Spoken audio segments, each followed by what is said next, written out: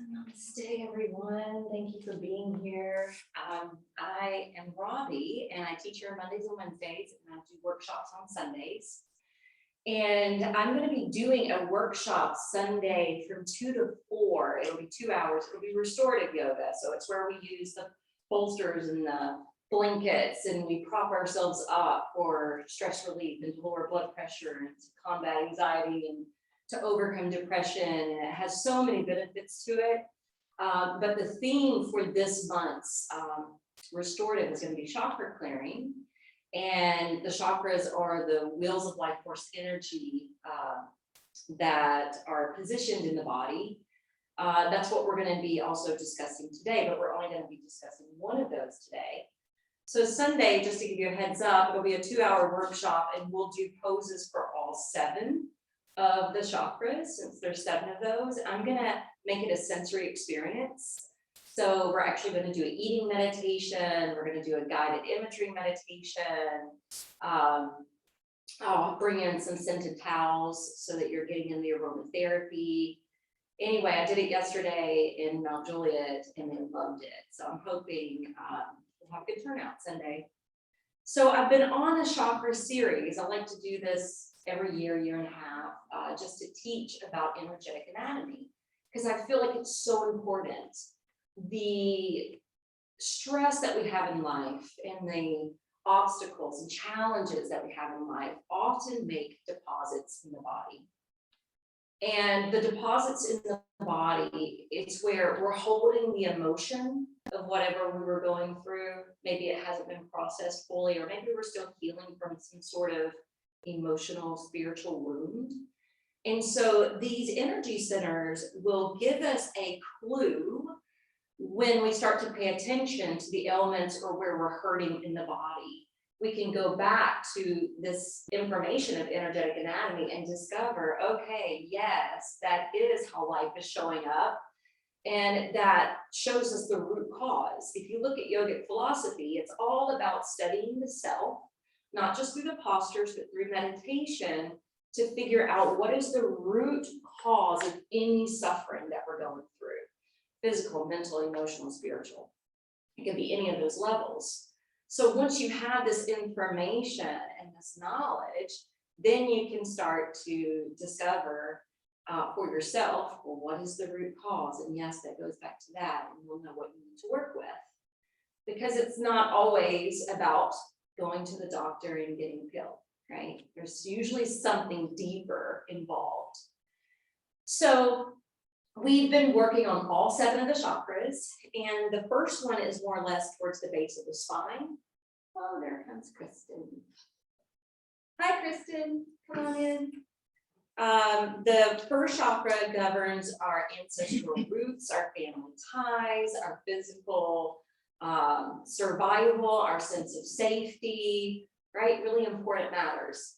And then the second chakra is the reproductive area. This governs not just our sexual identity, but our creative self, what we're trying to birth. So it's not just about the physical birth, but what else are we trying to birth from our minds and in this world? It's about allowance and developing a deep trust in the state of surrender, so that we're capable of going with the flow. That ties in with the element of water.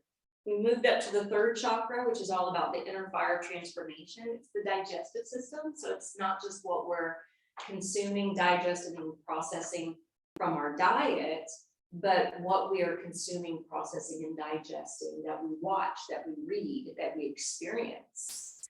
And this is also said to be the secret of the ego. And this chakra is really getting a lot of work done to it this year. Because this year, if you look at astrology and numerology, it's all about discovering your own personal freedom and power, which is all third chakra stuff. And that's another reason why we're seeing so much polarity play out. The fourth chakra is the heart. So it's the element of air governing the heart and the lungs. It's the things that embody love and compassion and empathy. It's the way we share our emotion and our stories, and where we develop emotional ties with people. And this is the place of harmony and balance, because it's right in the center of the 7. When we move up to the throat center, we're moving more into the spiritual realm, but it's also governing what's happening physically on earth because it's our voice, it's our truth. It's about discovering our truth, expressing our truth, speaking our truth. So this is all about communication, but also creative expression. Last week, we were focused on the third eye. We mentioned the southern pole of the third eye, so to speak, is at the base of the skull. This is considered kind of the reptilian brain. So this is where the subconscious part of the brain kicks in. Our reactions to things, our responses to things, our habits, the thoughts that regurgitate over and over and over again in our mind, right? Every day, all the time. We're kind of living here. But the northern pole of the third eye, which is the prefrontal cortex of the brain, this is where we can have really creative visions and really creative imagination. This is where we receive insight. This is all about our intuitive guidance and learning to hear and trust and follow that intuitive guidance. So it's all about self-reflection and self-awareness.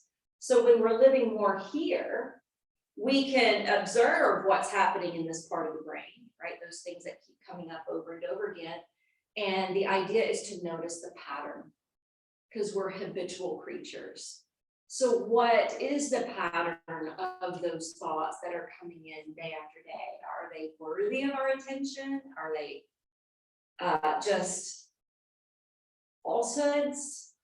Are they demeaning? Are they judgmental? And this is where we start to use our awareness to kind of weed those things out so that we're living more here.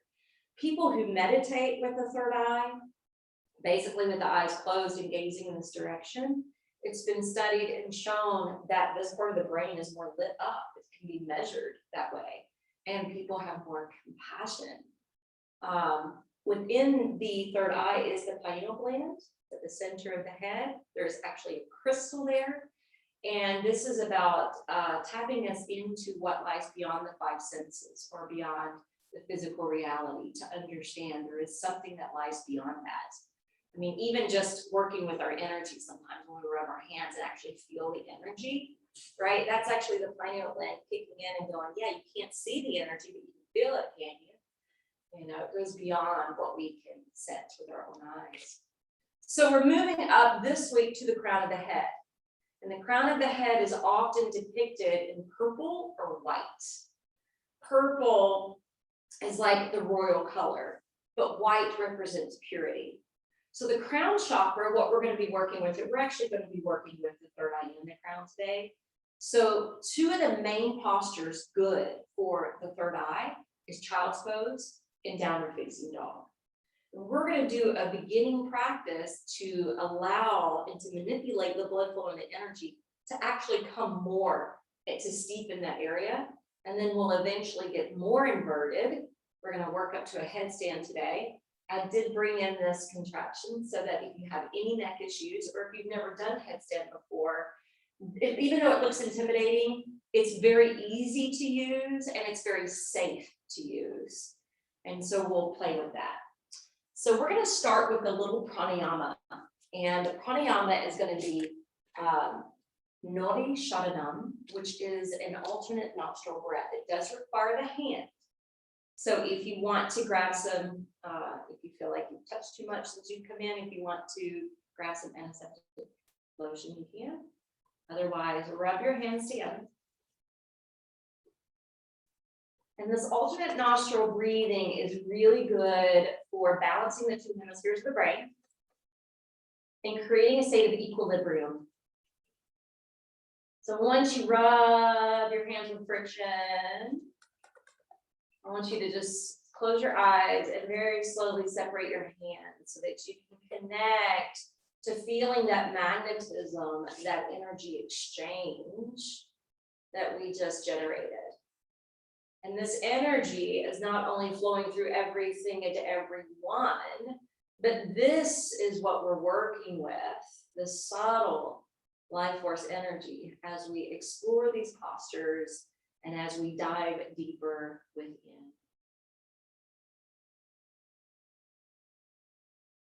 Take the first two fingers of your right hand not just to the space between the eyebrows, but just above that point to the spiritual eye, this reference point here.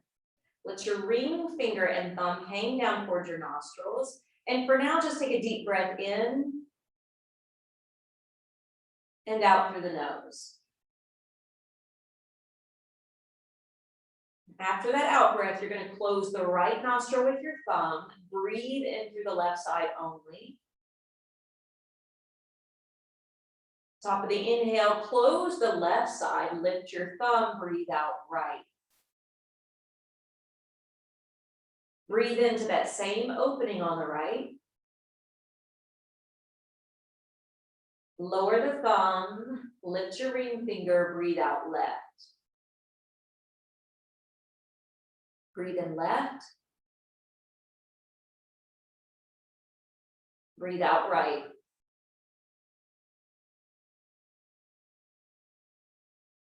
In right. Out left.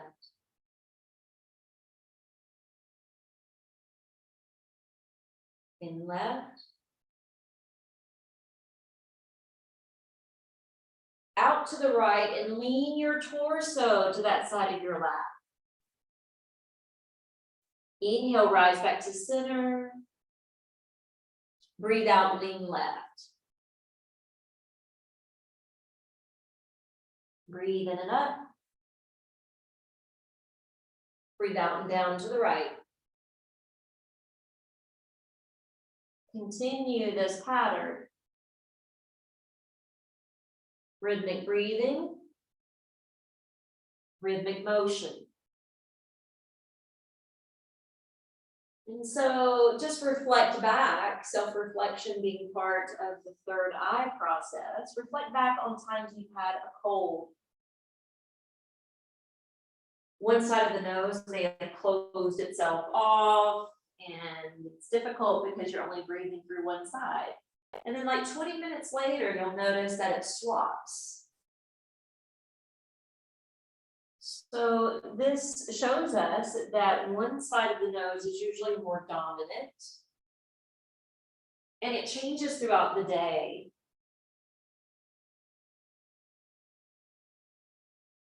It's been studied that if you're dominant, breathing in through only one side, it can lead to diabetes. If you're breathing solely or more dominant in the other side, it can lead to depression. So this is a balancing breath, a breathing meditation to correct that.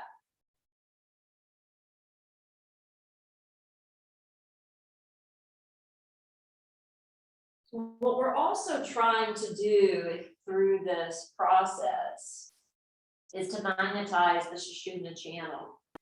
And there's three main energy lines that we talk about through the breath. The Ida is where the breath travels up through the left side, from the pelvic floor region to the brow. And the right side is considered the Pingula. One's considered lunar, one's considered solar, or you can look at it as being masculine or feminine. So this type of pranayama creates the integration of both.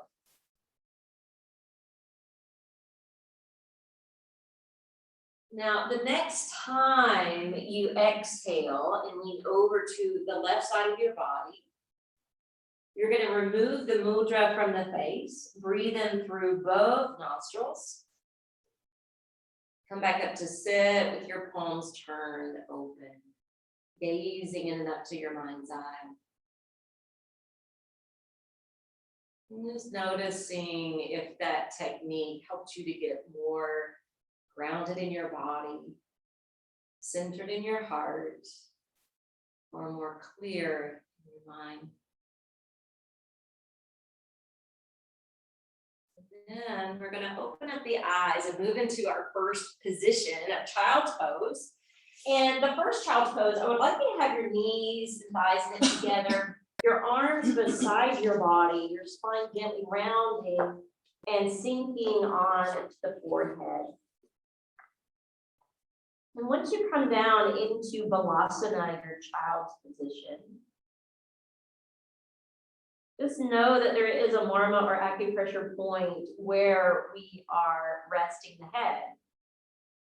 And this is a good stimulus to the third eye. And I want you to feel how you have a gentle inversion, how the hips are higher than the heart and the heart is higher than your head. And we're using the gravity to assist us. I'm going to find some music.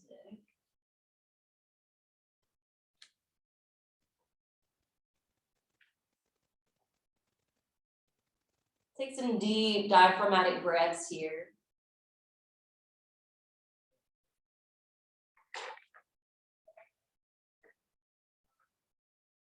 And take a cleansing breath, sit your face down, breathing in through your nose. Out audibly through your mouth.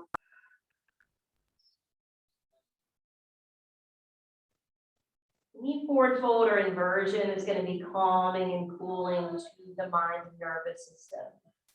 And the crown chakra governs the cerebral brain and the nervous system. Extend your arms now forward and out. Lift your face, look down the lane of your mat. Really stretch through the underside of the arms and into the armpit region and chest. And lift your chest up a little higher so that you can travel the hands across to the wood floor on your right side. Really accentuate and lengthen out through your left side body. Feel that curve around your side ribs. The stretch in the outseam of the shoulder. The head may hover here, and that's okay. It doesn't have to touch the floor. But continue to walk the left fingertips a little farther away from your body, as long as you can still openly and effectively breathe. We're trying to cut through some of the tension that may be housed around the lungs, so the breath can be more available. Inhale, slowly lift the face up, walk your hands across the sticky mat, over to the wood floor on the left. And then gently drape back down. Keep the right elbow flying up, the right fingertips walking away. And make sure that you can easily breathe both in and out through the nose. Try to balloon out that right lung on the inhale. Let it empty on the exhale. On your next in breath, go ahead and lift the face, walk your hands back to center. You're going to rock up to hands and knees. And once you rock up to hands and knees, you're going to imagine that you're on the center of a big clock, and your hands are going to walk to where it would be facing the 1 and the 2. So back to the right side. Your right hand will stay the short hand. Your left arm is going to extend out. Now keep your hips elevated away from your feet. Thighs perpendicular to the floor, and bow your head. You're dipping halfway towards the floor, not all the way. Grip your hands, have that tiger grip or suction cup the hands, pushing forward with your right and drawing back with your left. And that's just going to add a little bit of internal traction. Next inhalation, gently begin to rise up. Walk your hands across to what would be 10 and 11. Your left hand will be the short hand. Your right hand will be the long hand of the clock. Gripping your hands firmly into the floor, pushing ahead with your left, drawing back with your right. And again, noticing the inversion, we're still keeping the hips over the heart higher than the head. Any type of pose with this type of angle is going to be good for these 2 top centers, the 6th and 7th chakras. Inhale, come up, walk your hands back to the sticky mat. You're going to curl the toes under and launch into your first Sassandasana, your downward facing dog. Now, really plant your palms, extend long through your spine, sail your seat as high as possible. driving your heart back towards your legs. Let your neck be neutral. Soften your face.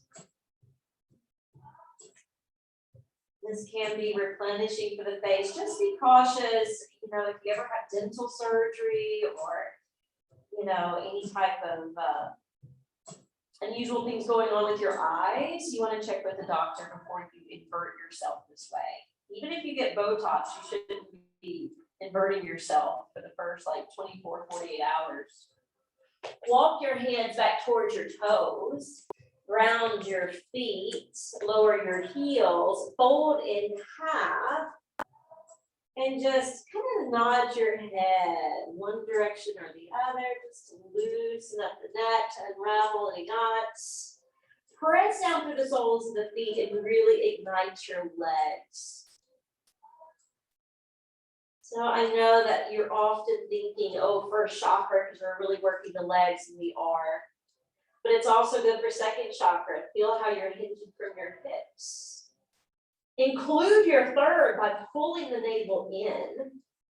Let your heart drive lower towards your shins. Let your neck be the bridge between the mind and the body. And then collect everything here at the crown of your head. Affirming nothing and no one on this earth can hold me down or back from improving my self-awareness. Inhale, root down through the soles of the feet. Sweep the arms to your sides and up overhead. Gather up all the positive energy you can. Bring the palms together overhead. Gaze towards the hand, Hasta Drishti. Exhale, begin to pour right straight through their center, separating your hands on the way down to Uttanasana. Inhale, walk on your hands. We're going to step the hands forward until we arrive to plank. And when you come to plank, you're establishing shoulders, elbows, and wrists. The head stays up. The heart shines forward. And then we're going to rock forward, lower down to chaturanga, that low push-up. Inhale, drive the crown of the head up towards the heavens to upward facing dog. And then exhale all the way back into extended child's pose. All right, from extended child's pose, we're rocking up hands and feet. We exhale, sink to the forearms. Drop the elbows right underneath the head of the shoulder bones. Lace the hands together, glue the palms shut. Now, instead of just collapsing in your shoulders, I want you to really power down through the elbows so that you actually feel a little puffing up through the upper back. This way, you're filling in the gap between the shoulders. Curl your toes under and come to this form of dolphin. Dolphin is very similar to downward facing dog. Keep the head above the ground. Okay, if your hair touches, but your scalp should not. Your scalp is touching the floor, you're not working your deltoids, your triceps, your upper back, your core enough. All right, let go a little bit by bringing the face forward towards the hands, just enough to plant the palms shoulder distance apart. And then you're going to lift up and back in that diagonal line to downward facing dog. From downward facing dog, track the hands back towards the toes again. Land the heels. Stay folded into Uttanasana. Feet are planted, rooting downward. Knees and quads are engaged and lifted. Navel's piercing in towards the spine. Inhale, gather up all you need. Bring the arms all the way up overhead. Come to Hasta Drishti, gazing towards your own hands. Exhale, bring the palms down through your center line. Folding again. We're using this as our warm-up today. Walk the hands forward and out to plank. So anytime we're walking the feet or hands forward or back, it's like a walking meditation. Shift forward, lower down to Chaturanga Dandasana. Build that upper body strength. Inhale, Urdhva Mukha. Exhale back to extended child's pose. Inhale, rock up hands and knees to table. Exhale, sink to your forearms. Inhale, lace your fingers, glue your palms together, curl your toes, engage your upper back and core, and sail into dolphin. You are trying to push back, right? Your chest is still being driven back towards your thighs, your head's cascading between the upper arms. On your next exhale, just kind of let go a little bit with your upper body work. Look forward towards your hands to plant them shoulder distance apart, and then push up and back out of your wrists, downward facing dog. We're doing this a total of 3 times. This is just our second set. So travel your hands back towards your toes again. Land your feet, close into self.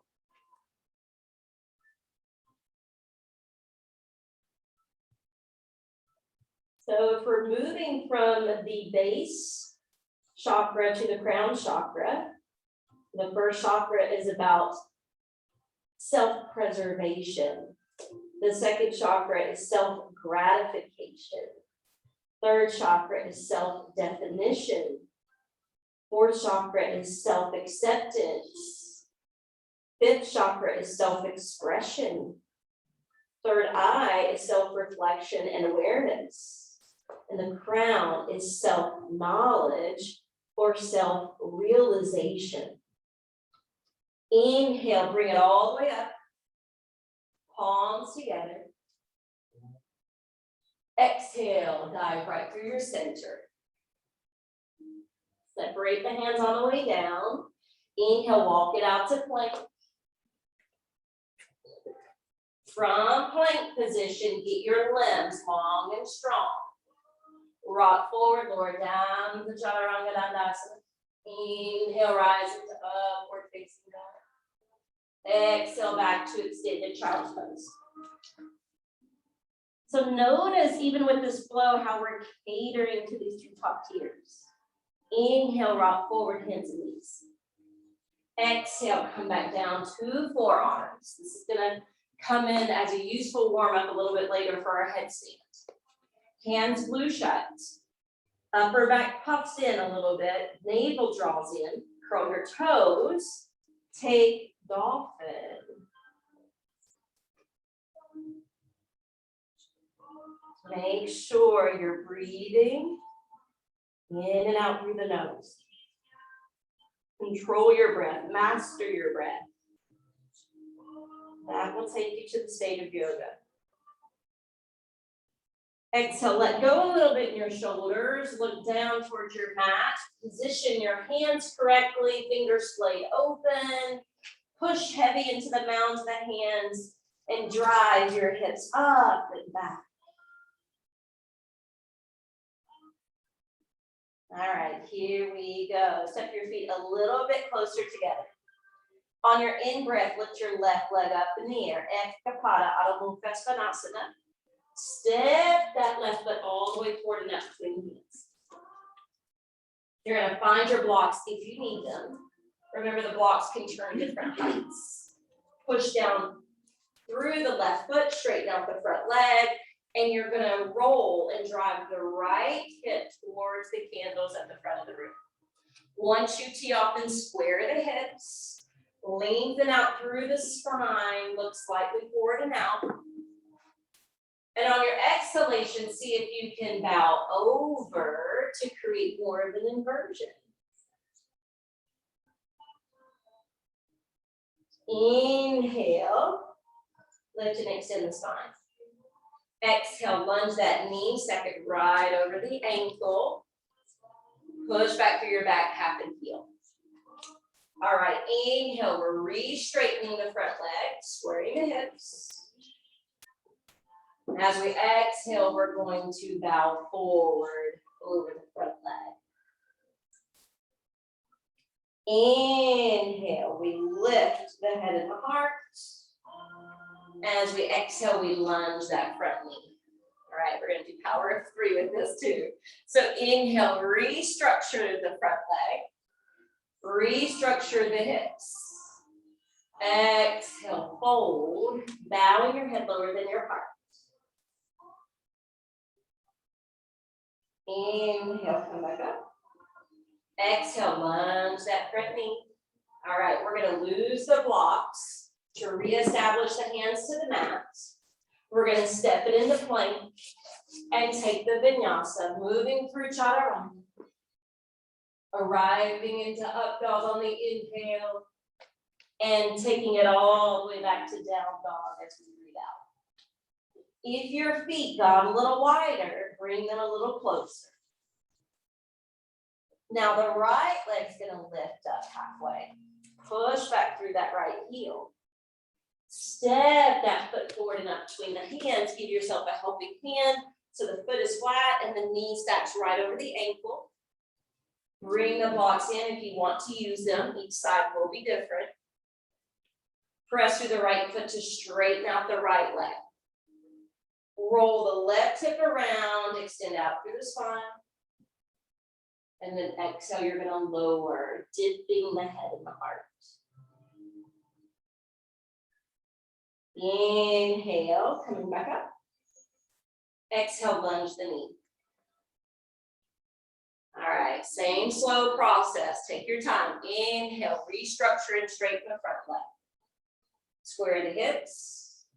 Exhale, bow out. Inhale, re-extend the spine. Exhale, lunge the knee. All right, we're gonna do one more set. Inhale, straighten it. Exhale, fold. Inhale, lift. And exhale, lunge. Awesome, lose the blocks. We're gonna step the back foot forward, hands to the shins, coming up to Ardha Uttanasana. And then exhale, bow over and down. Releasing everything towards the crown, a place of utmost wisdom and liberation. When they say the crown chakra is open, it's where we feel less separate. We understand our purpose, our place, and understand we are an expression of the divine. Inhale, coming all the way up to upward worship. Being grateful for this opportunity to be here. And then exhale, fold right down the middle.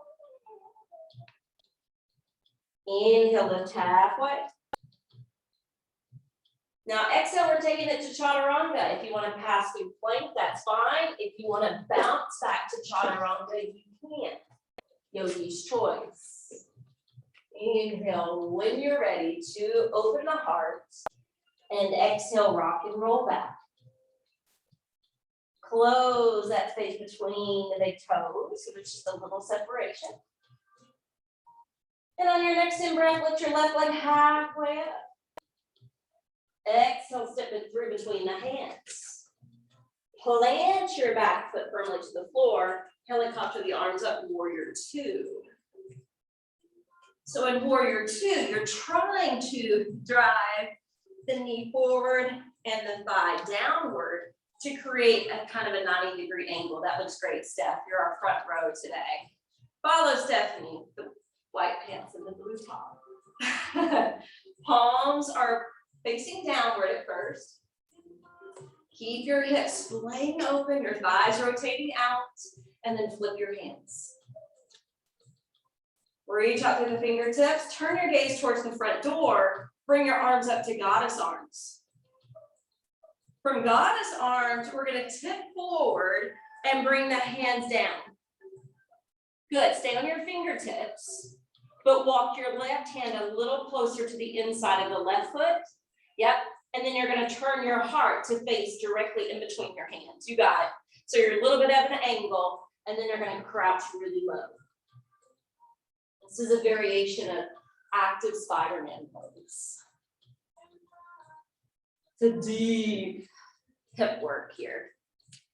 But notice we're allowing the hips to be higher than the heart and the heart higher than the head. So any type of inversion are great for what we're talking about this week. You don't have to be completely upside down to benefit. Inhale, slowly lift your head and heart. Spin your back foot and take your hands to frame the front foot. Left foot plank. Exhale, Chaturanga. Inhale, upward facing dog. Exhale to downward facing dog.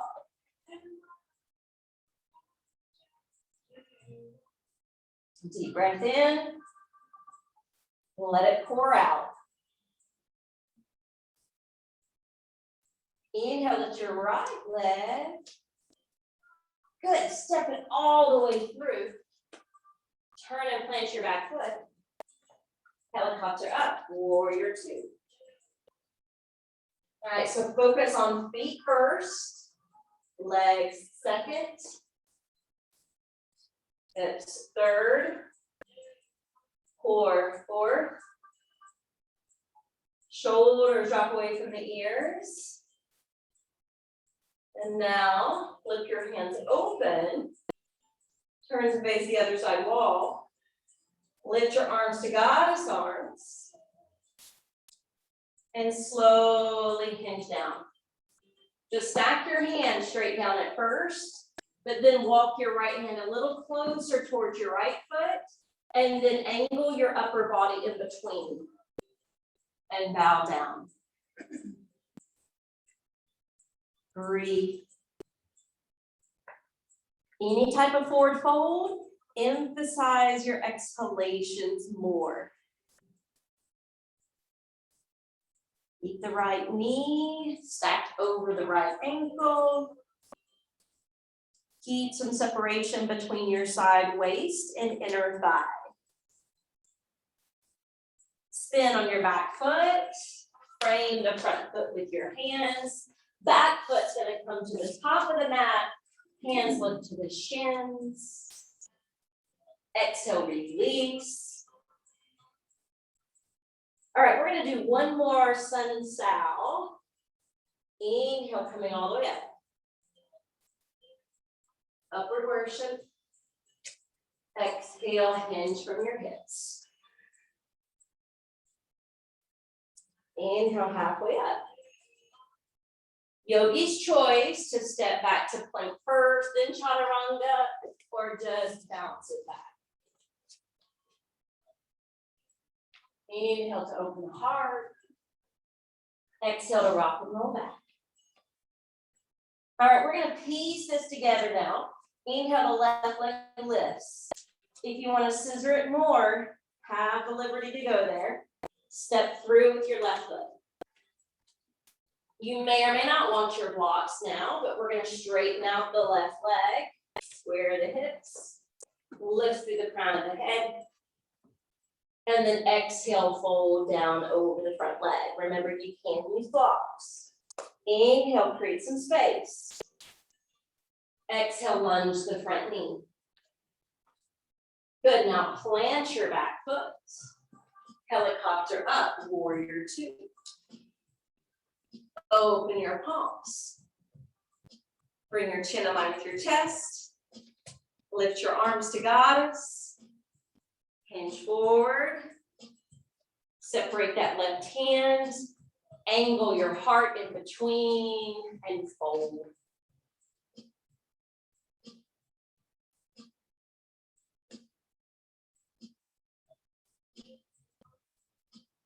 Spin to the low lunge. Left foot plank. Exhale, chaturanga. Inhale to up dog. Exhale to downward facing dog. Inhale, the right leg's gonna shoot up. Feel free to scissor it more if you prefer. And then step it all the way through. We're gonna start with the standing split. So straighten out your right leg. Square your hips, create some space. And then exhale, lower the head and heart. Inhale, create more space. Exhale, lunge the knees. Good, plant the back foot. Inhale, warrior two. Flip the palms open. Bring the chin in line with your chest. Bring goddess arms up. And exhale, fold. Separate the right hand. Angle your upper body in between. And release through your neck. Let everything flow to the face. From the south pole of the third eye to the north pole of the third eye.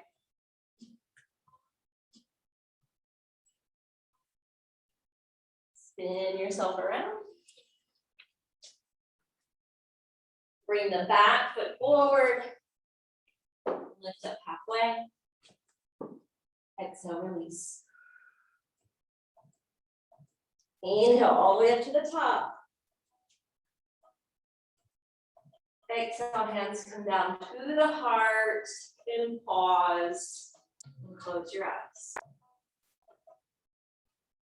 Affirming here as you hold.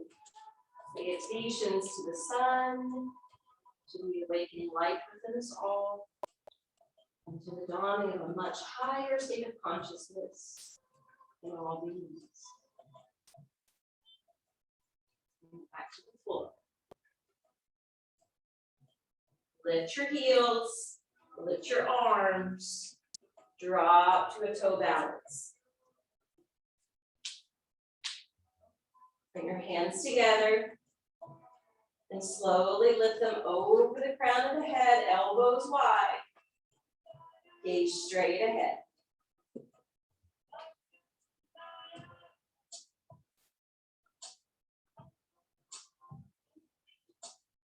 Take the arms around you to the floor. And when you're ready, bring it back to your knees. So check in with your knees, your mat.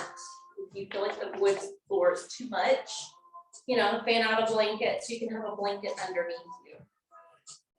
But we're going to bring ourselves down. We're going to start this way with the hands kind of beside the knees. And the forehead kind of close to the knees. And as we inhale, we're going to lift the sit bones and roll towards the top of the head. And as we exhale, we're going to drop the hips back towards the feet, coming back to the brow. And you're going to do that 7 times.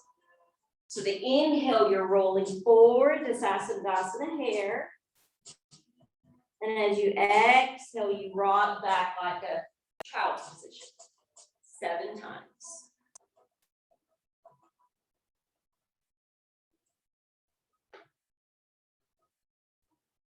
Slow and steady. Think about that old children's story, the tortoise and the hare. Even though this is hare pose, the lesson of the story was slow and steady wins the race. Allow your movements to be slow and steady.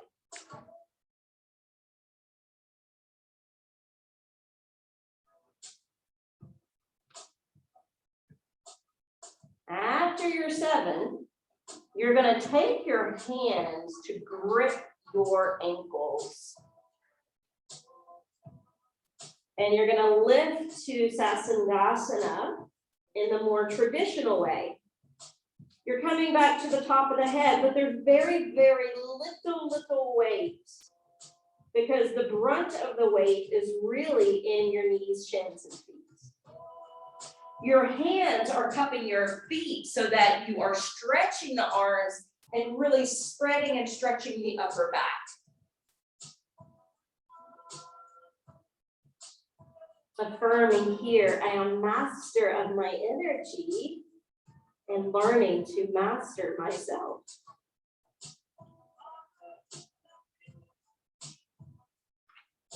And then exhale, gently release.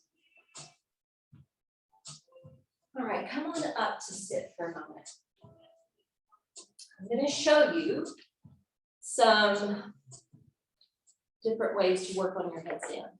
Okay, so if you want to use a wall, if you're not used to doing it solo, I want you to feel like you have a safety net. I want you to feel like you have support. And so you're going to do it against the wall. If you have any misalignments in your neck, right? If you're still recovering from an injury in your neck, you know, if you've ever broken your neck, I would just avoid it altogether, okay? Except for this. So if you fall into that last category, I'm going to show you how this yoga lift works. I know some of you have already used it in the past, but there's some new faces, and I don't know if you've been exposed to it. So it, like I said, it looks a little intimidating, but it's not at all. It's your friend for this. You basically put your head in the hole, and then your shoulders are supported. So once you feel that support, if you push down through your hands, your feet will now, see, I'm not even lifting my feet at this point. You see how when I'm pushing down with my hands, the feet lift? It's because we have that common expression in yoga, when you root something, you rise. You're really grounding something in your body, something else is gonna lift. So that applies here too, even though you're upside down. So you can push through your hands, engage the core, float the feet, and straighten your legs. You can lean against the wall, totally fine. If you feel more compelled to lift one leg at a time, you can do that. And then the other one will follow. If you want more core work, pike the legs together. And you don't have to do all these, just figure out one. If you are to do it against the wall, you do it freestyle, you can do it freestyle. If you decide to go against the wall, you're going to want to measure it. So you would be down on your forearms so that your tip of the middle finger touches the wall. Then from that point, once you're, pretend this is touching the wall. So that's my wall, touches. Then I would take the hands here. If the fingers drape around the elbows, you're good. If you can't wrap around the elbows, your arms are too wide. So you have to close them in. Hands laced together, both pinky fingers root down. You crawl forward to take the head down. And then if you're scared to go up today, just do this. You're focusing on push-ups. So when you're pushing the head up away from the floor, you're engaging the back of your arms, your triceps, your deltoids, your upper back, your chest, your core. And those are the muscles needed for headstand. And if we're using all those muscles, as well as pointing the toes, then we don't even have to have the weight on the head. And I don't suggest you do this, but I just want you to see an example of that so that you can see the headstand is not just about the head, right? There's more muscles at play there. So we're trying to ascend the energy up. The real grounding is through the arms. You want to try it? Let's go. So anyone that wants to use this apparatus, the yoga lift, come on up, I'll help you. And if you want to do it on your own, you can scoot to a wall and start to measure. That's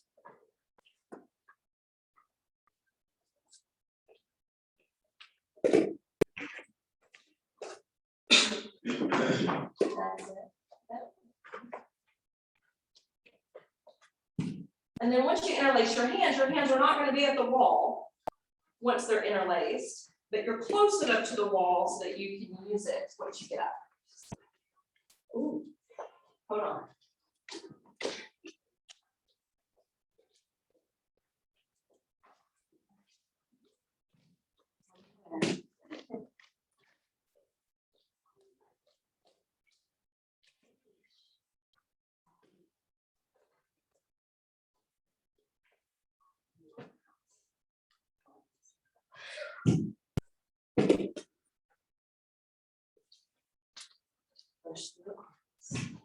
strong. Yeah. Bring your legs together if you can.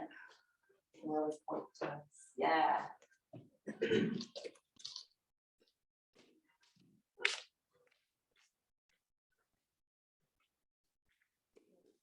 Going. Try to draw the navel in up more. Like draw the navel in. And then that'll stop you from going.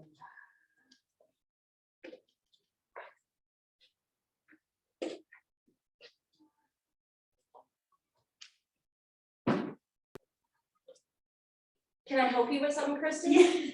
Okay, so I want you to see something really quick.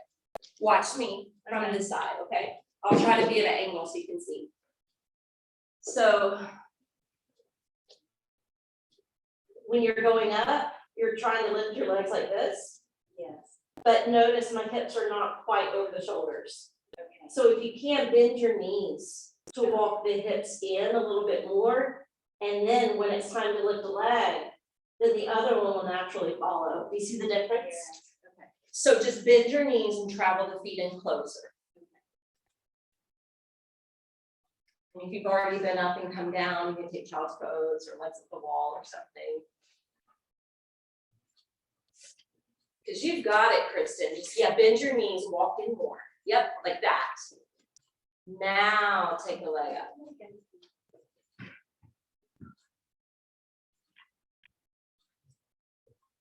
See how much closer you are? I'm gonna help. Boom. Yeah. See? Yeah.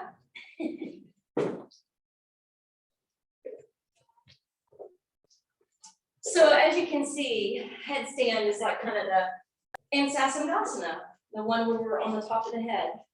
Those two poses are kind of the primary poses for the final chakra. Now you could still do forearm stand, you could do handstand, because they're also completely inverted poses. And we're going to work on one of those Wednesday. But today I really wanted to work on the headstand. Before we move on, does anybody have any questions? Did you want me to spot you? Or anything? Does anybody want to try this before we move on? Oh, okay. All right, and look at Steph and Kimberly, who've already taken legs at the wall. You don't have to be legs at the wall, but if you want to lie on your back and forwards, you're welcome to do that position instead.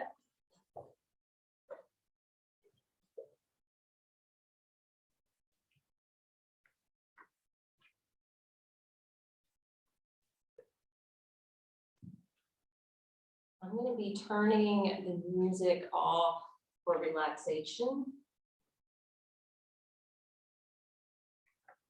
I'm going to share a little bit more information about the crown chakra, and then we're going to drift into some silence. I have talked about each one having a seed mantra.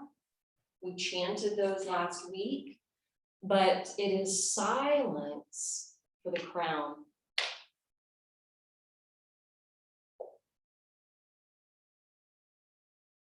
If we have excessive energy in the crown chakra, we are overly intellectual.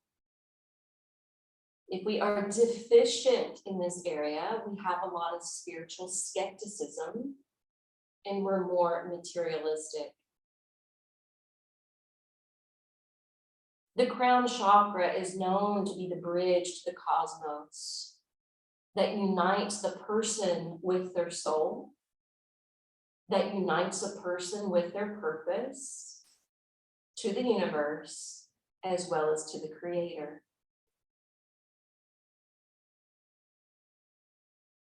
The most positive quality that we can have from a balanced crown chakra is to be open-minded. Traumas to this chakra include forced religion, blind obedience, spiritual abuse, or misinformation. When we were working with the third chakra, the place of the ego, I used a Jimi Hendrix quote. He once said, when the power of love overcomes the love of power, the world will know peace. Well, there's another saying that says, ego says, once everything falls into place, I'll feel at peace. But spirit says, find your peace, and then everything else will fall into place. Since the seventh chakra is about merging with unity consciousness and seeing that we are part of the whole and the whole is equally a part of us, I'm going to allow you to steep in silence for the remainder of our time. Enjoy silence.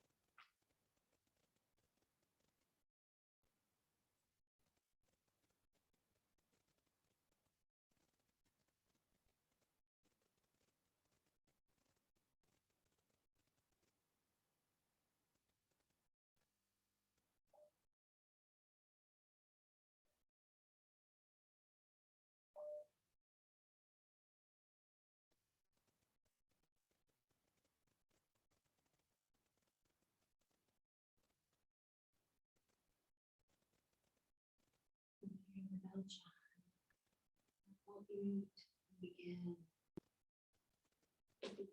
On breath first.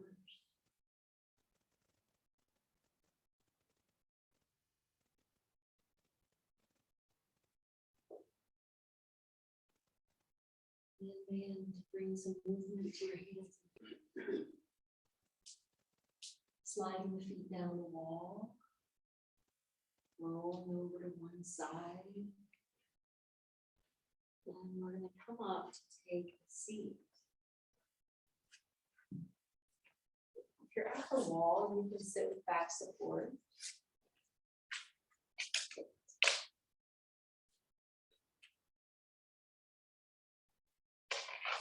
So last week with the third eye, we used light or the visual of light to meditate on. We also used the shamanic journeys and guided visualization. But the supreme form of meditation for the crown chakra is just sitting or being in silence. So let's sit for just a little bit of time here together.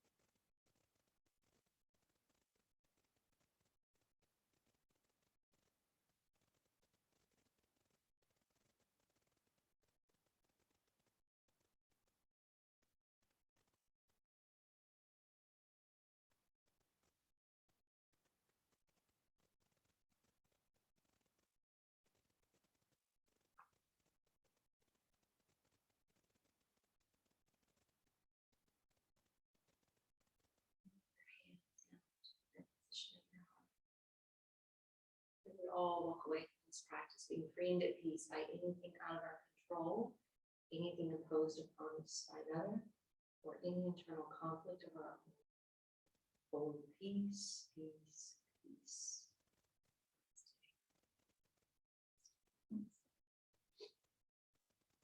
So I've never thought about it until today, and I've been doing yoga 20 years.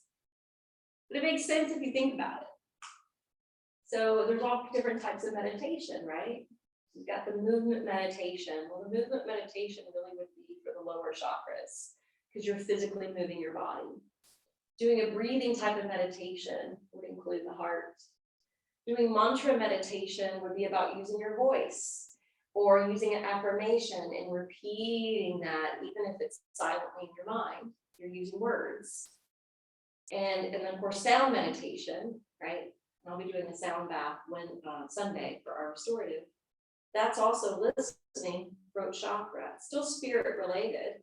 You move on up to the third eye, that's the guided meditations where you're getting visuals. You know, you're being told to envision this or that. But then the utmost supreme form of meditation is silence, where you're just sitting and being with yourself. You're sitting and being in the communion with God, or whatever you want to call it, the higher power. So I've never thought about that until today. So think about what kind of meditations you prefer, and it goes maybe with more or less those other chakras. But if we're trying to move up, if we're trying to ascend, if we're trying to evolve, we want to move towards the place of silence. So I'm